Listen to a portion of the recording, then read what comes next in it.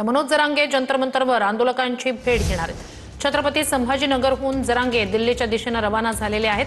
कालच त्यांनी हे जाहीर केलेलं होतं। छत्रपती संभाजीनगरमधून मनोज जरांगे आता रवाना झालेले आहेत। दिल्लीत पोहोचताच जंतर मंतरवर आंदोलकांची ते भेट घेणार आहेत। विद्यार्थ्यांच्या या आंदोलनाला पाठिंबा असं त्यांनी सांगितलेलंच होतं। दिल्लीत जंतर मंतरवर भेट घेणार हेही त्यांनी जाहीर केलेलं होतं। पाटील काय सांगाल, ते आज जंतर मंतरवर निघाला दिल्लीला? का घरी बसावं सगळ्यांनीच? आम्ही तर का ह्या 2-3 दिवसात सगळे दौरे रद्द केले।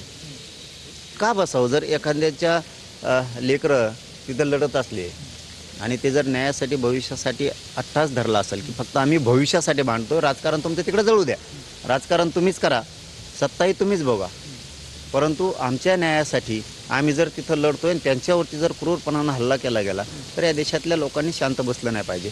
शेवटी तुमचा पक्ष कुठलाही असेल, पण तुमच्या